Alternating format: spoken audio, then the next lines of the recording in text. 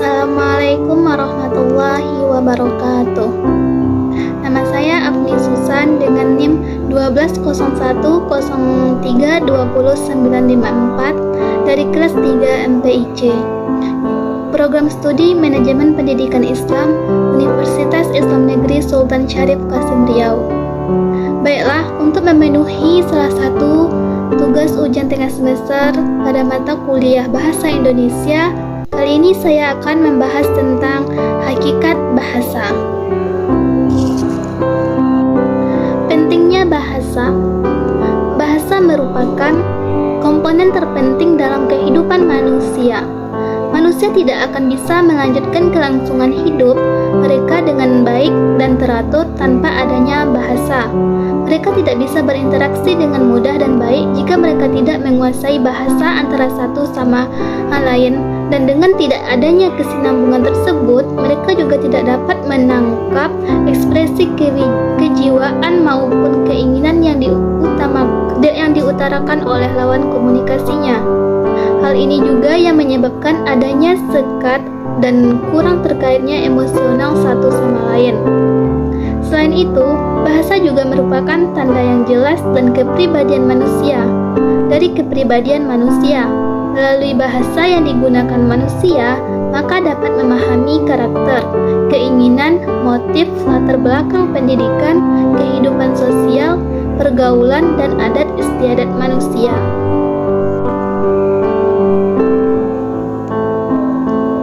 Negara Indonesia memiliki banyak sekali ragam suku dan bahasa, karena Indonesia termasuk negara Nusantara yang terbagi atas beberapa pulau dan daerah.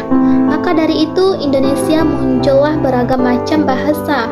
Contohnya seperti bahasa Jawa, bahasa Sunda, bahasa Madura, dan beragam macam lainnya. Tentu kita sebagai masyarakat sendiri harus saling memahami dan menghormati antar suku dan daerah agar tidak terjadi sebuah permusuhan atau pecah belah di negara kita tercinta ini, di negara Indonesia. Beberapa macam bentuk bahasa. 1. Bahasa lisan, yaitu suatu komunikasi antar manusia untuk mengutarakan maksudnya melalui kata-kata yang terucap dari mulut. Yang kedua, bahasa tulisan, merupakan suatu bentuk komunikasi yang terbentuk dari berbagai kosakata yang tersusun sehingga terbentuk suatu kalimat yang memiliki arti dan dituangkan ke dalam bentuk tulisan. Yang ketiga, bahasa isyarat, merupakan suatu bentuk komunikasi yang menggunakan anggota tubuh seperti tangan dan gerakan bibir.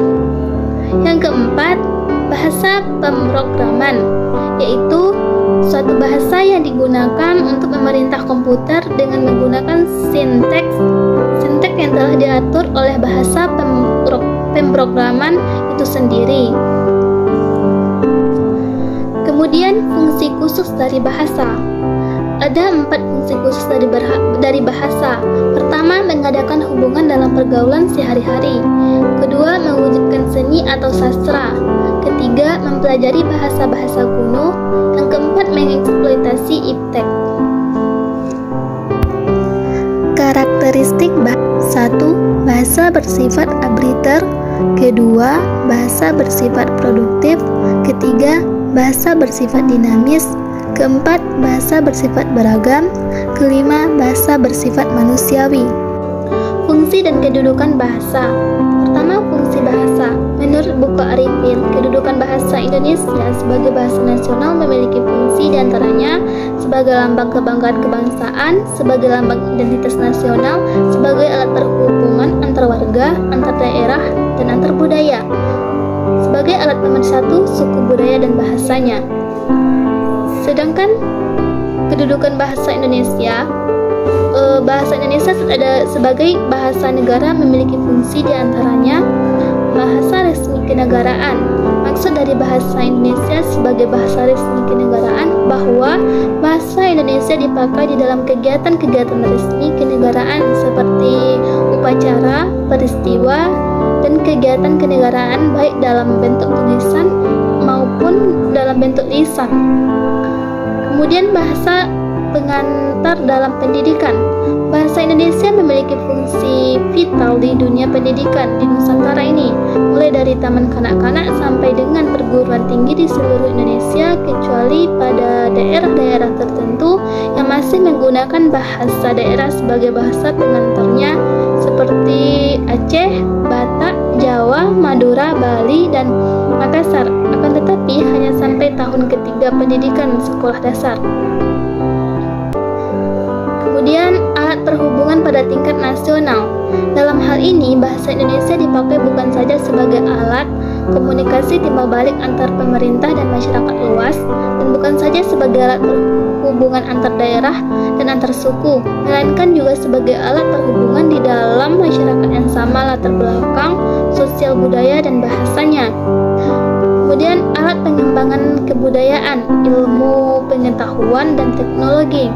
Di dalam hubungan ini, bahasa Indonesia adalah satu-satunya alat yang memungkinkan kita membina dan mengembangkan kebudayaan nasional sedemikian rupa, sehingga bahasa Indonesia memiliki ciri-ciri dan identitasnya sendiri yang membedakannya dengan kebudayaan daerah.